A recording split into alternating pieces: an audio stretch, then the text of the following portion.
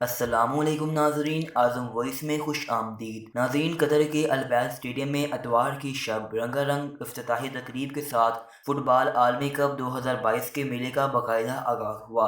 افتتاحی تقریب میں قرآنی آیات کی تلاوت سمیت ایسے کئی مواقع آئے جہاں اسلامی اقدار کی عکاسی کی گئی۔ 220 ارب ڈالرز کے عالمی کپ کی شاندار افتتاحی تقریب میں قطر توقعات پر پورا اترا۔ اسٹیڈیم میں پہلی نظر پڑتے ہی تاثر ملا کہ جیسے میدان میں تماشائیوں کی تعداد بہت کم ہے، مگر غور کرنے پر اندازہ ہوا کہ اسٹیڈیم کا 70% حصہ سفید جبوں میں ملبوس قطری عوام سے بھرا ہوا تھا، جبکہ مختلف ممالک کی ٹیموں کے کپڑوں میں ملبوس افراد کی بڑی تعداد بھی پرجوش نظر آ رہی تھی۔ افتتاحی دن اسٹیڈیم میں تقریباً 60,000 تماشائی موجود تھے۔ اس ویڈیو میں ہم ایسے 5 لمحات کا جائزہ لیں گے جنہوں نے عالمی کپ 2022 کی افتتاحی تقریب کو یادگار بنا دیا۔ اسٹیڈیم میں موجود ایک گھڑی افتتاحی تقریب شروع ہونے کی الٹی گنتی دکھا رہی تھی کہ اتنے میں اسٹیڈیم میں موجود عرب ممالک کے سربراہان اور شاہی خاندان سے تعلق رکھنے والے اعلیٰ شخصیات پر نظر پڑی۔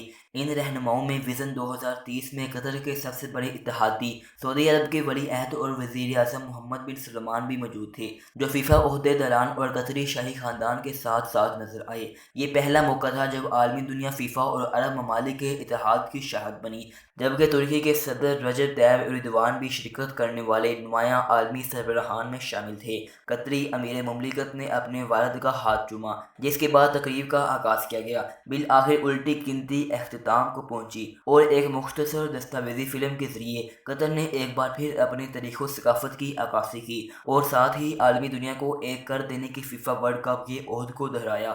ساتھ ہی میدان میں اونٹوں کی موجودگی نے ایک پل کے لیے چونکا دیا، لیکن اس پوری تقریب میں قطر نے شائقین کو ہر لمحے پر ہی حیران کیا۔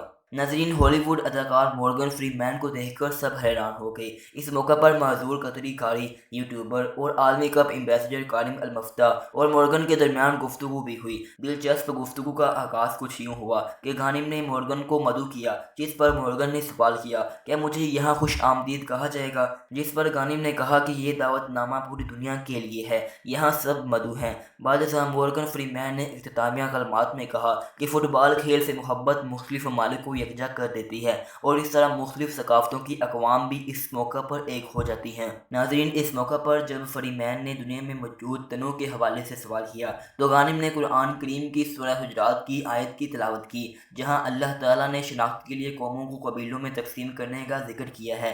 غانم کی تلاوت نے سماں باندھ دیا۔ ساتھ ہی یہ پہلا عالمی کپ بھی بن گیا جس کا آغاز قرآن کی تلاوت سے کیا گیا۔ افتتاحی تقریب میں ایک ایسا موڑ بھی آیا جو دنیا بھر کے شائقین میں جوش و ولولہ پیدا کرنے کا باعث بنا۔ تقریب کے اختتام پر جنوبی کوریا کے boy band P T S کے رکن جنگ کوک کے گانے نے تماشائیوں کو اپنی نشستوں سے کھڑے کرنے پر مجبور کر دیا۔ اس گانے میں قطری گلوکار فہد الخبیثی نے بھی ان کا ساتھ دیا۔ جنگ کوک گانے کے ساتھ ساتھ رقص بھی کرتے نظر آئے، جس نے انہیں افتتاحی تقریب کی شاہ سرخی بنایا، جبکہ شاندار آتش بازی سے تقریب کا اختتام کیا گیا۔ ناظرین، اگر اس افتتاحی تقریب سے متعلق کہا جائے یہ عالمی کپ کی منفرد اور بہترین تقریب تھی تو غلط نہیں ہوگا۔ قطری اور اسلامی اقدار کی نمائندگی نے ثابت کر دیا کہ عالمی کپ کو مغرب سے منسوب کر دینے کی ریت کا خاتمہ کرنا ہوگا، کیونکہ فٹ بال کھیل میں نسلی اختلافات کی کوئی گنجائش نہیں ہے۔ قطر نے اس پورے عمل سے مسلمان ممالک کو یہ بھی بتایا کہ دنیا کی دوڑ میں پیچھے رہنے کے لیے مذہبی فرق کو جواز بنانا اب مسلمانوں کو چھوڑ دینا چاہیے۔ ناظرین، آپ کو یہ ویڈیو کیسے لگی؟ اپنی قیمتی رائے کا اظہار کمنٹ سیکشن میں ضرور کیجیے گا۔ اللہ حافظ۔